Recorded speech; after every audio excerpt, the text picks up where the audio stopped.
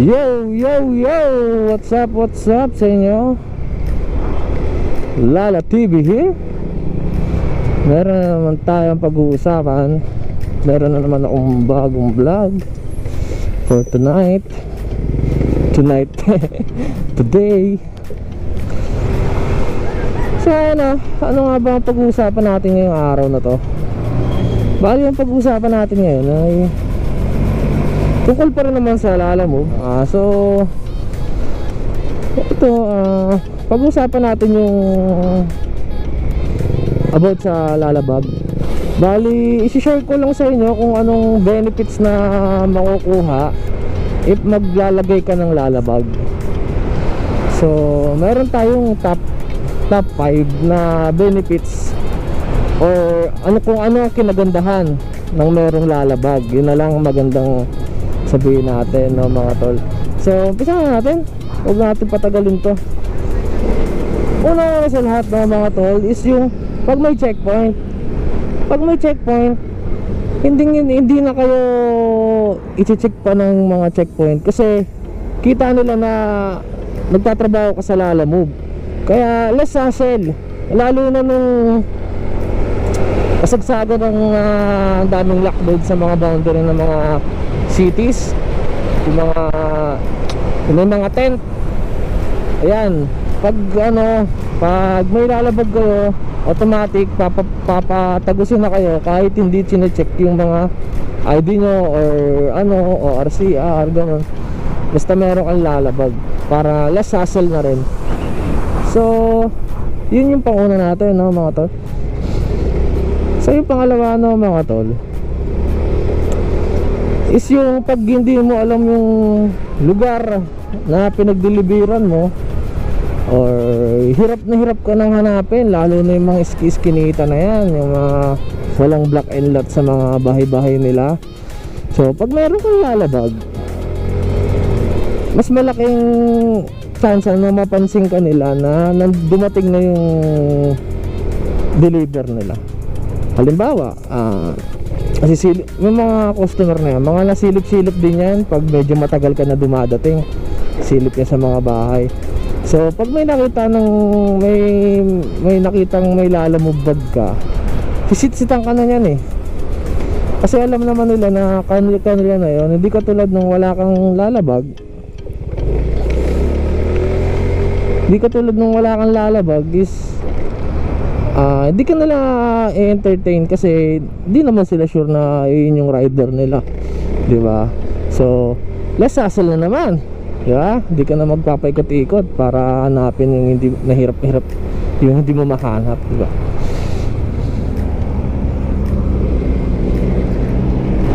So dumako na tayo sa pangatlo. Yung pangatlo natin si yung halimbawa may mga box or mga karne, ice cream, mga food. Pag may Lalabag ka, safe na safe or mamaintain ng Lalabag mo yung init or lamig. So ang kinagandahan nun, magiging masaya yung customer mo kasi paghatid mo sa kanila, ganun pa rin, malamig or mainit. So yun, tsaka less hassle. Pag may Lalabag ka, halimbawa may mga box, so malalaking box, kasya naman sa bag yung mga malalaking bag So pag wala kang Lalabag, mag-aaksaya ka pa ng tape o magtatali ka pa kung wala kang Lalabag, di ba? So kung may Lalabag ka, ipasok mo dyan lahat, kasya naman yan. So pag napasok mo na yan, wala ka namang gagawin, fix naman na yan, di ka na may hirapan magtali-tali. So ayun yung pangatlo natin, no, mga tol. So dako na tayo sa pang-apat, no, di ba?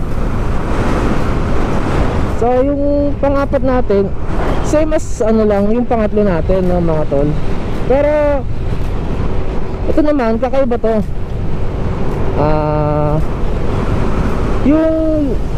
yung customer natin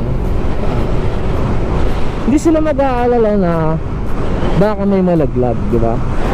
Or baka may mabasag, kaya ganun. Or sabihin natin mag-worry sila kasi kung wala kang lalabag, sasabihin nila lalamove ba to or what. So pag hinalaan ka nila, may mas malaking chance na i-cancel nila yung booking, lalo na kung yung motor mo is puro puti o mukhang lumang-luma na, di ba? So kung may lalabag ka, safe na safe sila.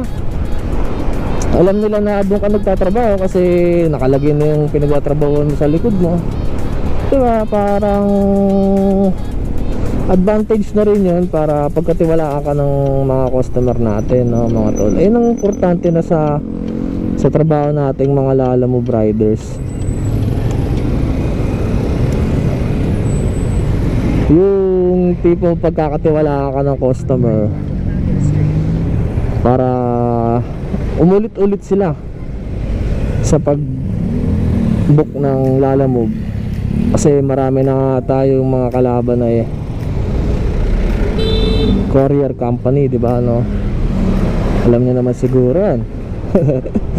Mga nagbababa ng mga rates dyan, baka naman dahil sa inyo nagkandaleche-leche mga buhay ng rider. So move na tayo daw mga tol, no? So ayun na, ito talaga yung pinaka-concern ng lahat ng may lalabag. Ito na yung panlima, to the last. Ito yung lahat ng booking pwedeng dumaan sa'yo. Pwedeng dumaan, may lalabag or wala. Kasi dalawang klase ang pwedeng gawin ng magbubook is yung may lalabag or wala. So pag hindi nila pinindot yung pero pag hindi nila pinindot yung isolated box, ibig sabihin ang makakuha ng booking ng customer natin is yung walang bag or yung may lalabag. Gets nyo? Parang dalawang chances ka makakuha ng lalabag, no? So yun, mas malaking chance ka makakuha ng bag, mas malaki ang kita mo, no, mga tol. So ito yung sa paliwanag ko naman, yung customer natin pag need ng lalabag. So pero pag may lalabag ka, ikaw lang makakakuha nun. Pero yung mga walang lalabag, yung hindi hindi makakakuha ng may lalabag kasi wala silang lalabag Hindi naka-registered sa kanila yung lalabag nila, hindi nila kinuha, or bago pa lang sila sa Lalamove. Mas maliit yung chances nila makakuha ng booking sa isang araw, gala ng yung ibang customer natin is yung gusto nila ng safety, di ba? Secured yung item na ipapadala nila. So ayun yung top 5 na pinagandahan ng merong lalabag, no?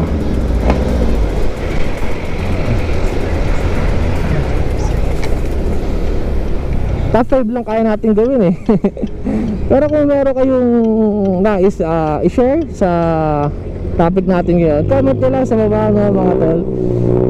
Kung nagustuhan nyo din yung video natin, subscribe nyo na rin ako, or pwede nyo na rin akong i-like kahit wag na share, nakakahiya.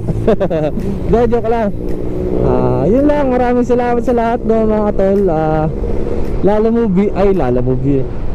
Lala TV here, no? Malapit na ako sa pupuntahan ko. Maraming salamat sa panonood, no? Ingat tayo lahat. Salamat sa inyo, mga tol. Bye bye.